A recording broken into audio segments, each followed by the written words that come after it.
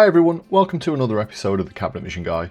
In today's episode we're going to continue our series on JavaScript, and we're going to take a look at an example that I've put together that uses the new JavaScript shaping object to automatically shape assemblies around a vaulted or cathedral wall.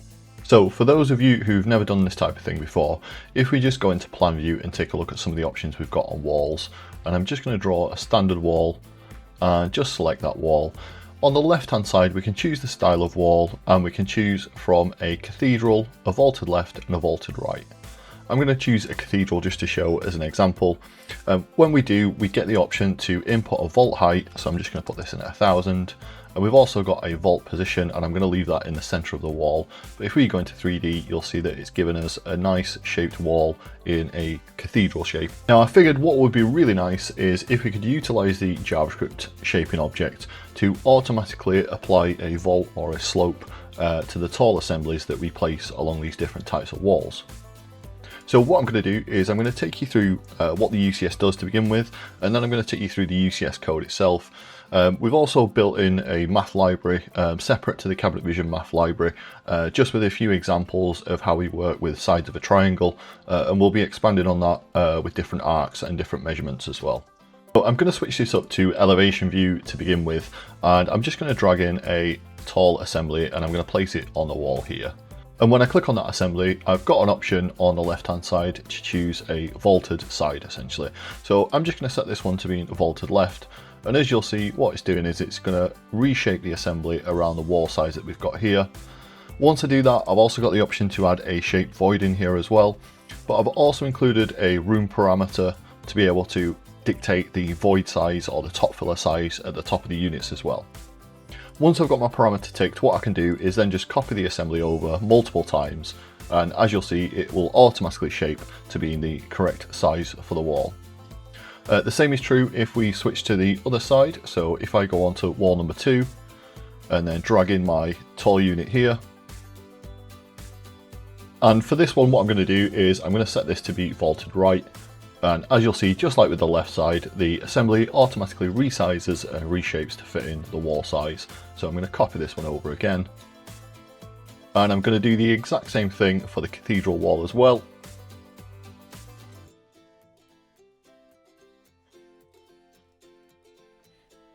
So for the left hand side, again, I'm going to choose left and then copy this over multiple times. And then for the right hand side, I'm just going to copy this one in. And as you'll see, it's following the same logic for the left. So I'm going to change this one to right, and then I'm going to copy this one in again until we meet the center. If we take a look in 3D, you'll see that we've got some nice assemblies that are obviously being shaped around the walls. So what I'm going to do is the next thing, I'm going to add in the assembly void up at the top, and I'm just going to set this to be 100 mil.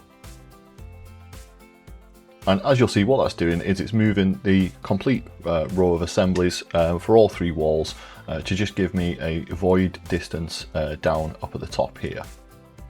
Now, one of the really cool things about this UCS and about the JavaScript shaping object and what we're able to do with it is if I want to go and modify one of the walls, and say I've gone on site, I've done a first measure and then I've gone and done a second measure, and my walls are slightly different, rather than having to redesign everything, what I can do is I can modify the wall itself and click on something like the vaulted height, and I'll just set the height of this to be, say, 1200. Take a look at this in 3D, and you'll see that this is now not quite matching as I would expect. So all I need to do is run update and just update the assembly and rebuild the job, and then it will come down in height and match whatever I've put in for my wall. So for the next part, I'm just going to be explaining how this UCS works and how it shapes the assemblies and where it takes some of the sizes to perform some of the calculations. So to help me with this, what I've done is I've just added a little bit of CAD to one of my walls. So if I just go to layers, and I'm going to enable CAD for a second. And then I'm just going to switch over to the object tree, and I'm just going to head and find the wall that I'm looking at the moment. Now, when we choose to add a vault or a cathedral to the wall style, we actually get a couple of parameters that we utilize in here.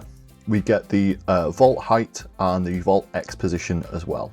So we're actually using this to calculate the triangle and then work out obviously the heights of the different units and different shapes.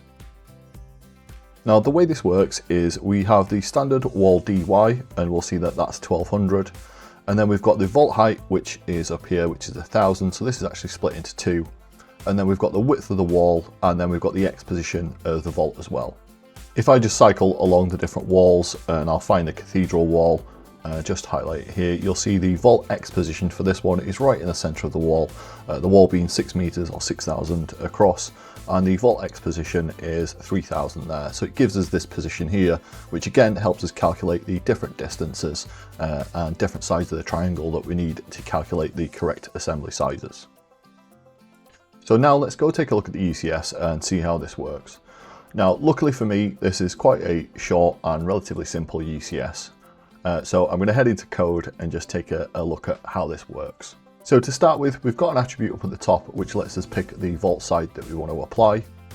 We've then got a few different variables here, which we're using to calculate the different sizes, obviously, of the assembly. And then if enable vault doesn't equal 0, which is none, we then get the void distance, which allows us to input, obviously, our void size for the top of the assembly.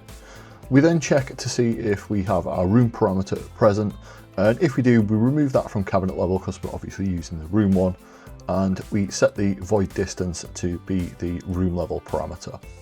We then check the cabinet X position to make sure it's equal to or greater than 0, and this stops the UCS being run on cabinet level when we're heading down there. We then pick up the vault X and the vault height, as well as the wall width and wall height as well from our wall itself by doing this.evaluate and then evaluating the parameters we took a look at before. The next thing that we do is we create a new assembly shape using the JavaScript shaping object, and then we come down here and we've got a switch statement for the enable vault variable up at the top, and this just switches between our left side and right side. And then in here, we're actually calculating the size of the assembly using our math library. So to be able to do this, what we need to do is we need to calculate the angle of the top of the wall itself, which is handled in this section here. I've then got a variable down here which gives us the distance away, and this is where our math library comes into play. So with our math library, we can calculate the different sides of a triangle using either the adjacent, opposite or hypotenuse, and the angle of the wall itself. There's several different functions, and I'll just take you through to the math library now just to give you an idea of what's in there. So what we can do, if I just scroll down a little bit, we've got things like hypotenuse from angle and adjacent, we've got hypotenuse from angle opposite, adjacent from angle and hypotenuse, and then opposite from angle and hypotenuse as well. And as you can guess, this one is adjacent from angle and opposite, and then opposite from angle and adjacent. So this library is used several different times throughout our UCSs. We're also using it to calculate things like our wine rack unit, because we've got several different calculations that we need to make in there. So typically all we need to do is provide the angle and the measurement of what we've got, and then return the size that we need. We then need to calculate the first height of the assembly and the second height as well. So for this, we're using the wall height, and then we're adding onto this either the adjacent, I think it's just the adjacent on both, and then we're using the wall angle, and then we're calculating using the cabinet X position, and then we're taking away from that the hypotenuse using the void. So we've got a first height and then a second height. And then what we do is we give the overall assembly a height as well, because we need to change the height of the assembly obviously around the wall. And then what we do is we use the new assembly shape to draw in essentially just the shape of the assembly. So we're adding 4 lines in this just to make up our standard assembly shape with a diagonal up at the top. It's very similar on the right hand side, so we've got very similar calculations down here, and then we've got a first height, a second height, and then for this one we're using this.dy, and instead of using the second height, we're just using the first height to obviously set the assembly shape. Now there is a check in each case. So for this one, what we're doing is we're just checking the vault X is not equal to 0, and it's also not equal to the wall width. And this one, instead of saying 0, should say wall width. So I'm going to just copy this in. and I'll do the same down here. And what this does is it just checks to see if we're using, rather than a normal vaulted wall, if we're using a cathedral wall.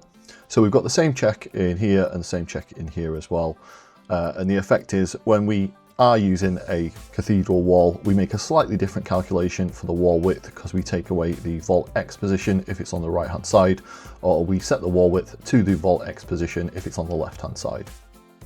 Once we've done that, what we do down here is we use the new assembly shape and we set the side type to 2 to make sure we're always got a top at the top of the assembly.